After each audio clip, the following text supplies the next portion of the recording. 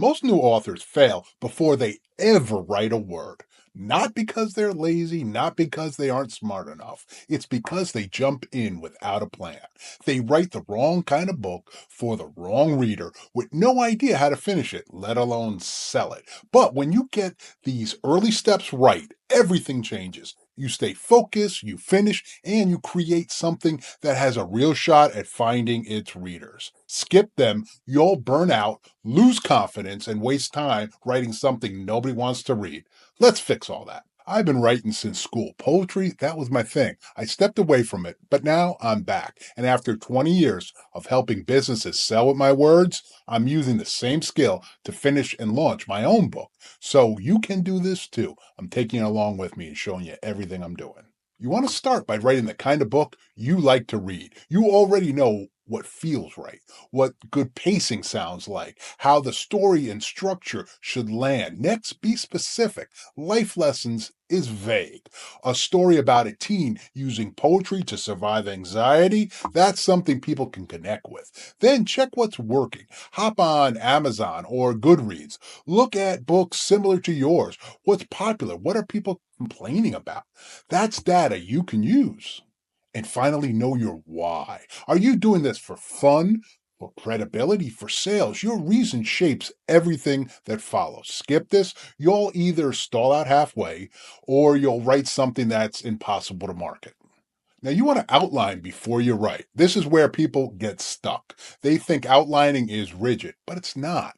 If you're writing fiction, think beginning, middle, and end. If it's nonfiction, think problem, solution, and outcome. Write a sentence or two for each chapter. That's enough to keep you on track without boxing you in. Allow for flexibility. You'll get ideas along the way. That's part of this process. No outline means you'll drift, lose confidence, and probably quit things.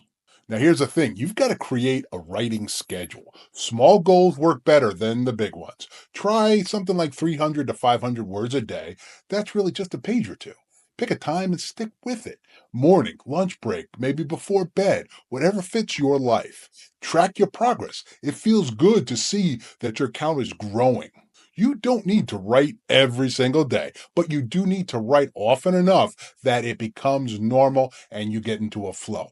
Don't wait for inspiration before you pick up your pen, metaphorically. Build a routine. That's how real books get written. By the way, if you want to see the exact process I'm using for my book, I put together a full roadmap. It covers every step, the tools I'm using, how I'm building the audience while I write, and how I plan to turn this into real income. If this sounds helpful, drop book down in the comments and I'll send that out to you. Let's talk about writing your first draft. This is where things can get messy, and you know what? They should. First drafts aren't supposed to be good. They're supposed to exist. Use placeholders when you don't know something rather than get stuck.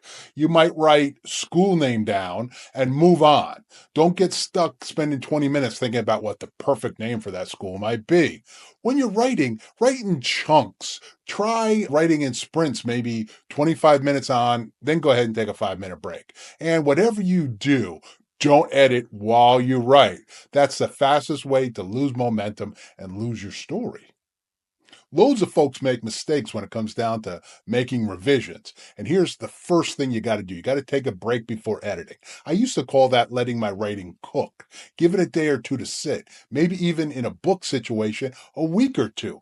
So you come back with really fresh eyes. That's really important. Then revise in layers. First, look at your structure, your logic, and the flow of your story. Then dive in a little deeper, looking at sentence flow, grammar, and clarity. Read it aloud. You'll catch more that way. Use tools like Grammarly, but don't let them erase your voice. They help you with noticing where you're missing a comma or if something's not capitalized. And get feedback. A real person looking at what you've written will spot things that you'll miss almost every single time. Here's the thing, those steps I just pointed out, if you follow these steps, you'll make real progress in your writing. Not a messy draft with no direction and no idea how you're going to get it actually finished. As a writer, you want to be focused and you want to have a clear idea of the book that you want to produce from the beginning, because if not, you're really flying blind. If you skip what I've just outlined, this whole process gets enormously harder. You'll waste a lot of time, and worse off, you're going to lose some energy. And the book that you care about will stay half finished or maybe just still in your head. I'm sharing tons of information about this writing process, and I want you to go ahead and join me right now here. Let's watch this video together and keep giving you some tools, tricks, and ideas so that you can make this book that's in your mind a bestseller. I'll see you over there.